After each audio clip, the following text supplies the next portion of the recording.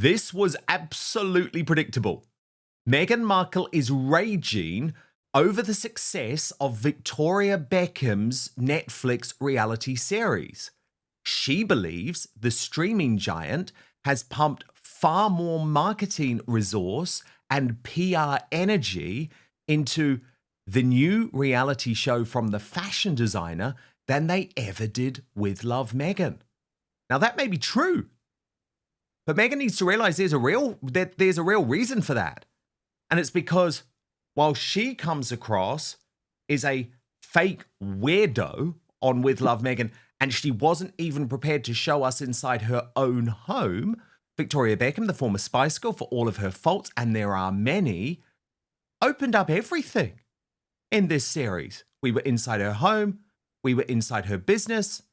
She was talking about her previous eating disorders. There was something that Victoria provides that Meghan never could. And it's a word that really matters in this new world. Authenticity. But of course, this is a disaster for Meghan Markle and her career prospects, given that she tried so hard to make Netflix her number one team. And Victoria, of course, remains her biggest enemy in the celebrity world, dating back to that ridiculous feud when she was still in the royal family, and she falsely accused, and trust me, I know for a fact that these allegations were false, she falsely accused Victoria Beckham of leaking stories about her. What's interesting, though, is that Meghan is now also trying to steal not just Victoria Beckham's style, but her look as well. From according to Taz, she's definitely cosplaying Victoria now and alerting the paps to her every movement. I'll bet guests at that hotel are already annoyed at all of the cameras outside. Genevieve's made the point, this bish is trolling Victoria Beckham at this point, even down to the hand in the pocket. Look at that. Meghan, grow up, FFS. And Princess Carparkle wrote, Meghan Markle is really pushing hard to copy Victoria Beckham's style. This is just a 48-hour period. I don't know why she's so incapable of finding her own.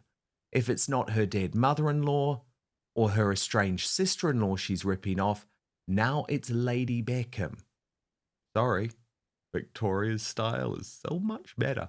And from Princess Pinocchio, in my opinion, Meghan Markle was trying to be like Victoria Beckham at Fashion Week. Victoria has openly said she hates to smile for the camera. On the other hand, Meghan Markle usually has that sickly rictus grin like a maniac. It must be exhausting, always trying to be in someone else's life. And then, of course, the post that will upset Meghan the most from the Salty Duchess revealing Lady Beckham, currently number one slot on Netflix in the UK. This is what success looks like. Angela Levin, our royal mastermind, Prince Harry's biographer, with me now. And Angela, of course, this is hurting Meghan Markle. This is really hurting her. With Love Meghan, the most recent series, couldn't even scrape into the top 10 list on Netflix in the UK on its first day of release. And Netflix, Angela, did pump a whole load of money and promotion into Victoria Beckham's show. There was a massive red carpet event. It's been number one on the platform. There's been advertising everywhere. But it's because the executives knew that this had the potential to be a hit. Whereas With Love Meghan has been a disaster from day one. Remember, Series 2 was never Series 2. They just chopped up Series 1 into two parts. Yeah, it's fascinating, isn't it? I hadn't looked at it, but when you told me we'd be talking about this today, I did. I looked at all of them except the last one. I didn't quite have time for that. But you could see that Victoria was giving. She was warm. And she wasn't trying to pretend that she was anyone else. And what was lovely too was that David would come in and give her a hug or say something, and she wasn't cross with him. She said, "Oh, don't say that." He said, it's a joke. So they had a marvelous flow of feeling together, and he was so proud of her. But he was very confident about himself and what he said, whereas Harry's absolutely terrified. If Meghan keeps telling him to go away, she doesn't want him there. He's a nuisance to her. He doesn't know what she's going to do next. And Meghan wants to pretend she's wonderful, but she's got to be in charge. So she's not nice to any staff there necessarily. Whereas here, she would change the way that she wanted a dress done. I know this might sound simple, but it was actually, it showed what she was like. That she never said, "Oh my goodness, what have you done?" She said, "Oh, this is lovely, but wouldn't it be just a little bit better? You're very good like that, Dan. You're very good. You never say to somebody, ah, you just, shall we do this instead? Just move a little bit." And so that's true. So the person feels that they're all right. You just want to change things, but you don't want to be unkind. And this happened all the way through. And with her daughter, she just put her in front of the camera and said, "Are you all right? Is everything okay?" And then she took her to one side and said, "Look, tell me, are you all right?" And it seemed absolutely natural. And I've now become a fan. I hadn't before, sort of get on with your work and that's okay. But I thought she handled it absolutely brilliantly. And then one day they had the most terrible downpour of rain, and they were going to have all the show outside, and Oh, it yes, couldn't at be Paris done. Fashion Week. Yes, and she worked out a way with other people how they do it. She didn't start shouting, she didn't do anything. And in the end, they did it extremely well. And she admits what's wrong with her in terms of what she can't do and what she says is wrong. Whereas Meghan thinks she's absolutely the most wonderful woman in the whole world. And people don't really like that. So it's very easy to see why Meghan is so jealous of her. But she couldn't be like her, just the same as Princess Catherine, because she's got her own character and her own being and her own behaviour, which we all love. And this one, I think, will do fantastically well for her clothes and her makeup and all that.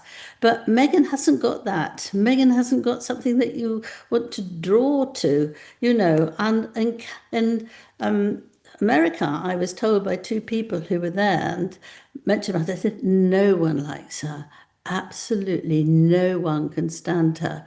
Now, at the beginning they did. I don't know, they don't know everyone, so obviously that can't be true. But she's not popular, she's not liked. And you can see why. She's not a nice person. I mean, she just isn't. And she's turned Harry into not a nice person as well. Whereas she hasn't turned David into a nasty person and has gone from strength to strength in all sorts of ways. King Charles likes him very much. Big news! Outspoken is now available as a podcast too. So please do subscribe wherever you get yours, Spotify, Apple Podcasts, and make sure you rate and review. I'll take 5 stars, if you may.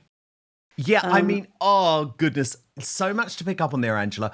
I think you're right in a lot of ways. I've had an interesting long-term sort of relationship, you might say, with the Beckhams. I mean, certainly that's, gosh, me with Victoria in Los Angeles at the Oscars many, many moons ago. And what I will say is that absolutely off camera, she is much, much more warm than she's ever been portrayed in the media, and funny as well. But she's also an arch media manipulator too. And we even joked about it previously when we met. And of course, there is a lot of manipulation that has gone on with this show. But I agree, she's put her best foot forward. And I think the key difference with Meghan is that when you see Victoria, as you say, tweaking those outfits, talking with her staff about that fashion show, you understand this is her genuine passion, right? And she really does understand fashion. It's not a world that I know about at all. But Anna Wintour, the Vogue editor, even admits within the show, look, we thought that she was just going to be another celebrity designer who knows nothing, but she's the real deal. That's the total opposite when it comes to With Love Meghan and food or arts and crafts or whatever she happened to be doing for Netflix. It's the absolute opposite feeling that you get, Angela. It's like she doesn't know what she's talking about. And not only does she not know what she's talking about, she's got no passion for the products or for the arts and crafts or whatever she's trying to do. And I think for me, that was a fundamental difference between these two series. That not only is Victoria genuine in her passion, she also understands what she's talking about. So I think actually all of this Meghan Markle tantrum over Netflix really proves is that she got her show wrong. She got her show wrong. She wasn't prepared to be honest. She wasn't prepared to show us the real Meghan. And as a result, Netflix didn't really promote it because Netflix just wants hits. But she wouldn't let anybody tell her either. She wouldn't let anyone show her how to do these things. So it was a complete mess. And yes, it's right that people can see what you're like, how natural you are. And Meghan is not natural. Meghan pretends to be something that she has always wanted to, but will never get to be. And it's just not going to Of course. happen. And Angela, the fact that she's furious over this, right? Meghan never looks to herself, Angela. It's always someone else's fault. So in this case, it's not, oh, I didn't get With Love Meghan right. I could be learning this from Victoria Beckham. It's, this is Netflix's fault. They prefer her over me. I'm furious. I'm angry about it. And that shows a lot of how she thinks. But she does also cosplay people, Angela. She does copy people. We know that Diana, Catherine, now Victoria Beckham. And what's interesting is it was so obvious because this Netflix series was all about Victoria Beckham at Paris Fashion Week that she wanted to get in on the act.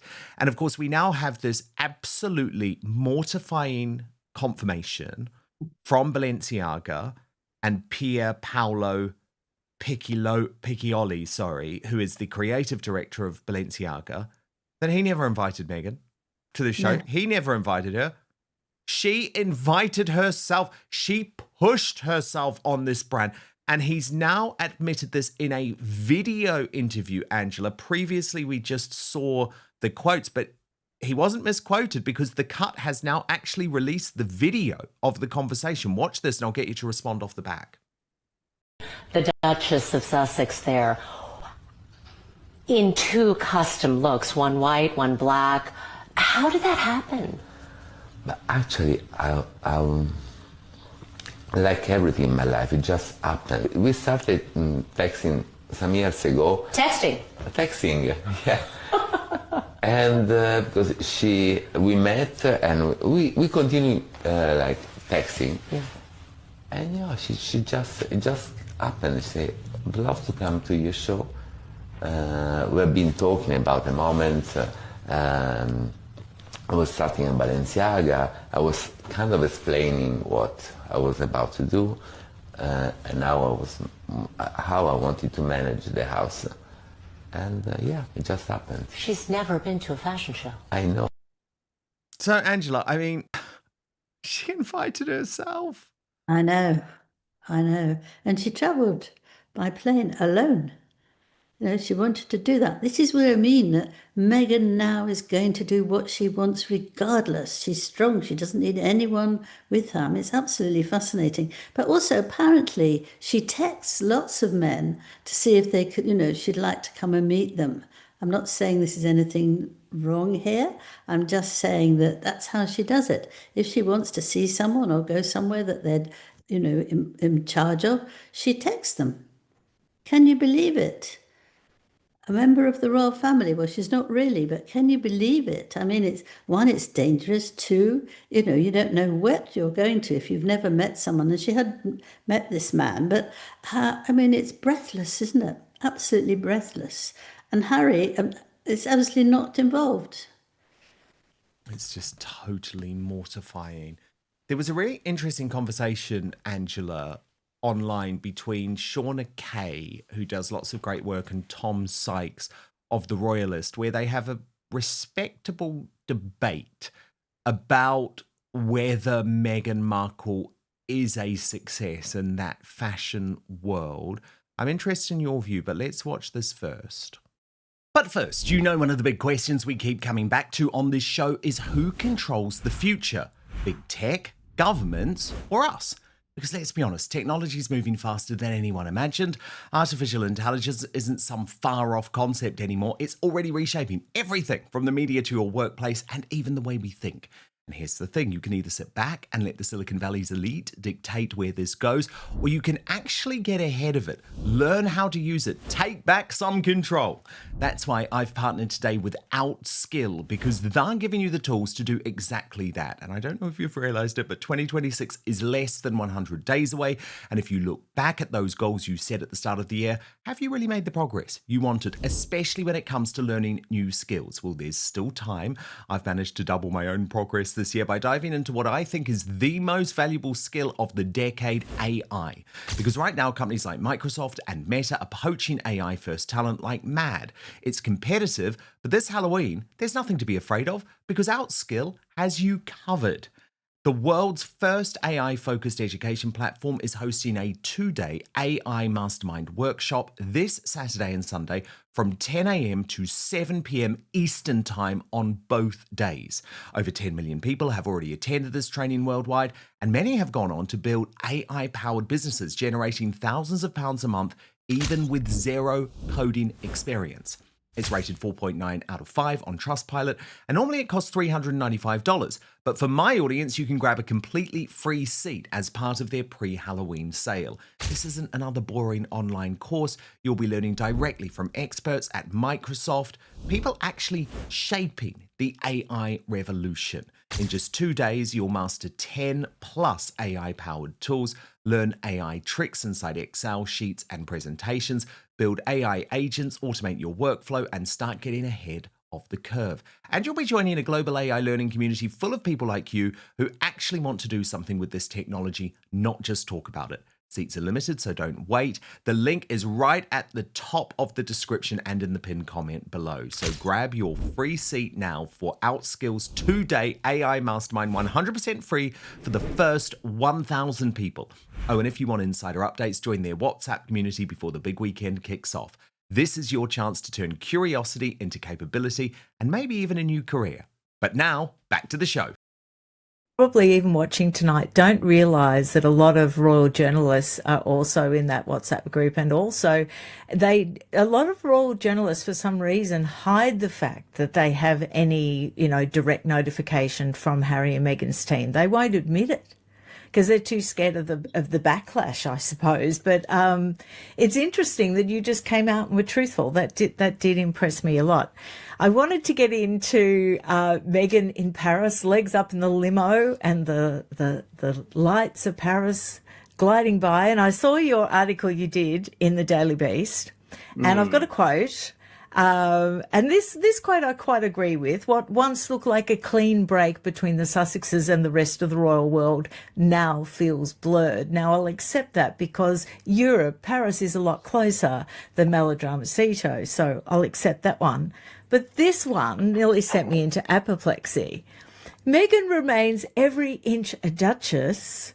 Her title still confers an extra sheen that makes her a serious media figure. I would argue that the only sheen she had was what Daniel gave her, the highlight on her face. I seek to understand you, Tom. Explain that. Explain that quote. I think that what I'm trying to say is that she still attracts attention because of her title. And of course, there is like an incredible irony that, people who've spent 5 years literally slamming the royal family at every opportunity, saying how awful they are, accusing them of being racist, accusing the whole institution of being outmoded, of being colonial, of being prejudiced, of being racist, are still using these titles. But the reality is that the Duchess title does give her an extra sheen to people who don't know, right? So you and I and the people watching this, we're like the 1% of people who know the story, right? Or the 2% of people who know the story, yeah, who understand that she's not allowed to use the HRH, but she does, who understand that she's been allowed to keep the title, but, lots of people aren't very happy about it, who understand that she strong-armed her kids to be called Prince and Princess when the palace didn't really want it, right? We understand the nuances, the differences between a working royal and a non-working royal. The point is, right, that Meghan's audience is the rest of the 5 billion people on the planet who are on Facebook, who have no idea.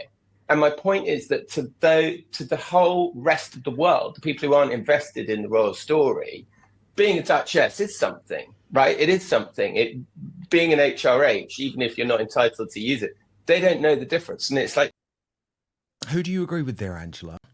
Well, I say that actually I don't agree with that, particularly if it's Americans, and there's hundreds, thousands of them. They don't want somebody to have an English title. They absolutely resent it. And a lot of people I know from America or talk to me about it say, why is she doing it? We don't want that. She wanted to get into politics, didn't she, at one point? How can she do that with her title? She just wants to hang on to it because it makes her feel good. I think inside her, she doesn't feel good because she's not getting anywhere, really. So if she's got these titles, they make her feel better. I think giving her children titles is absolutely terrible for them because children are not very nice if they see that there's one or two children in a classroom that have got something different from them, bigger from them, more important from them, and they've got to bow or curtsy to them, which is what their mother wants, and they think it's awful. And it is awful for a child because people can be really spiteful, little children, I mean, not people. And why would she want to do that? Would she let them go into and help out in the royal family? Of course not. So it's just giving something a tag that makes her feel better. That's what I feel about it.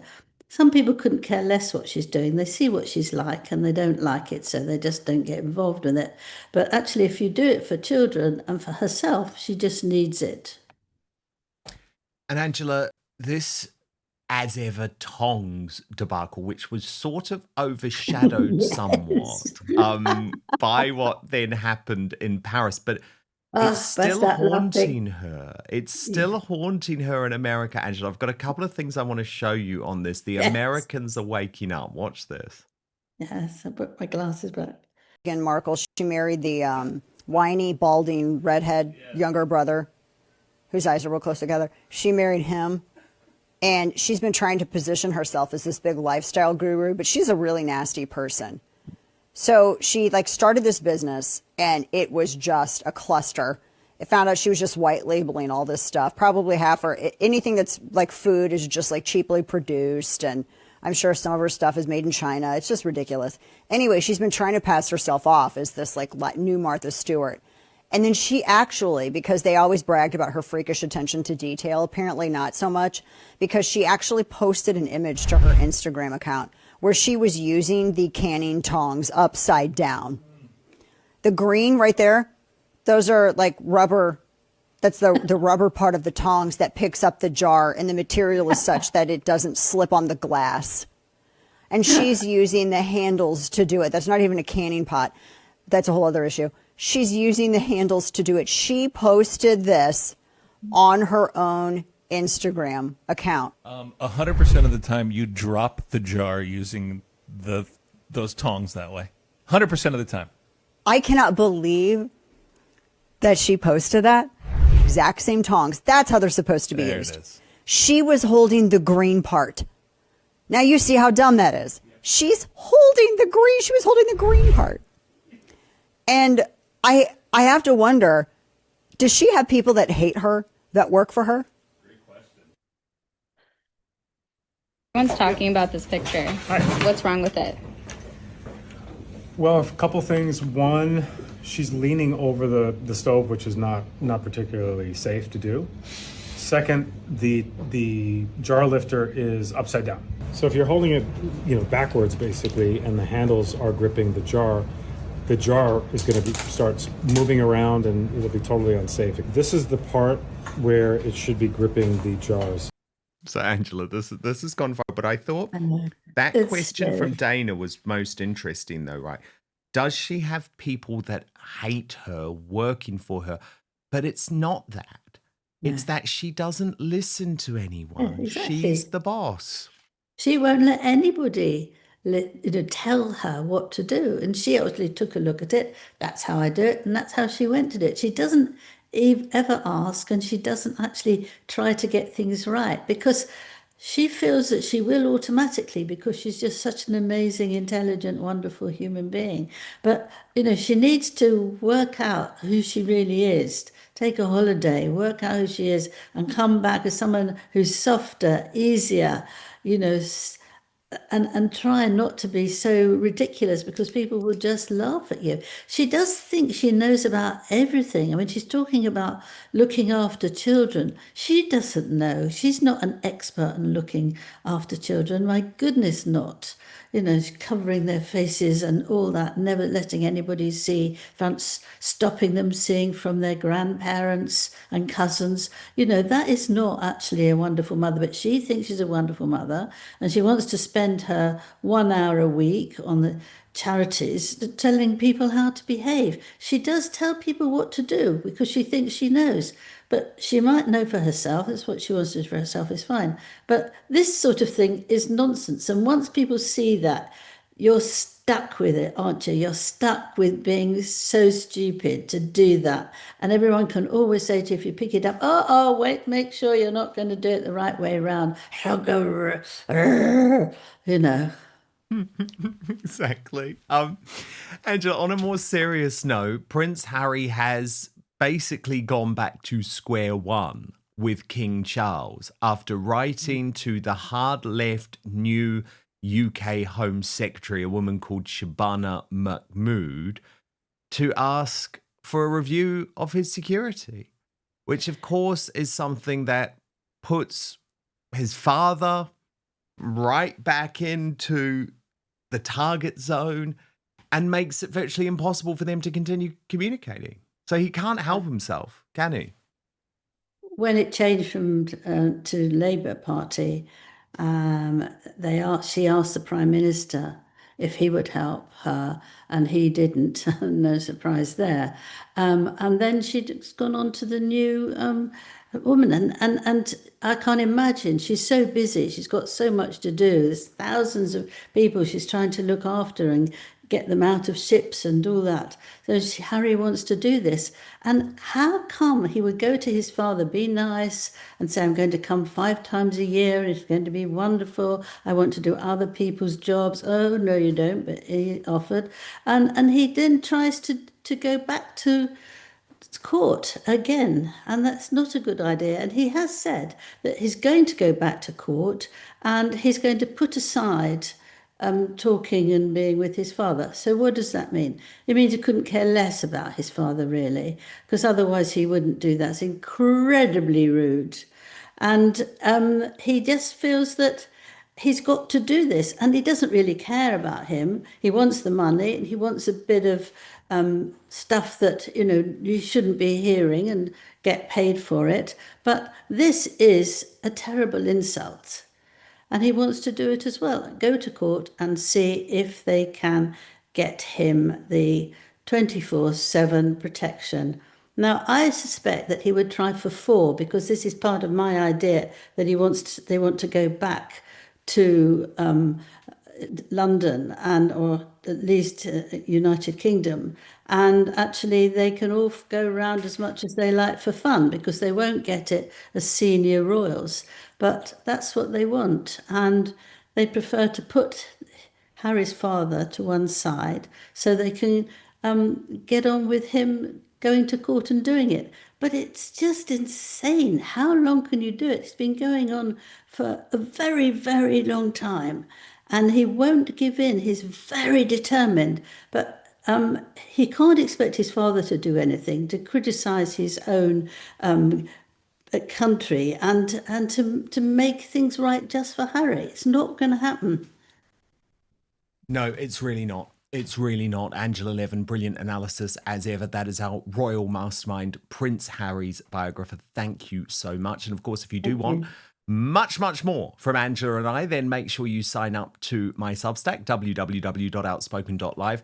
Paid annual or monthly members get first access to the Royal Uncancelled After Show, live or on demand with no advertisements whatsoever. Substack is a free speech platform. It protects me from big tech cancellation and saves me from lawfare. So that address again, www.outspoken.live.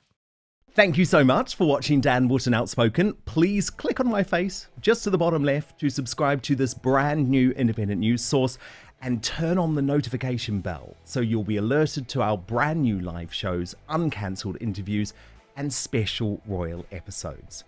Outspoken is also now available as a podcast, so you can listen to the show every weekday on the go, wherever you are.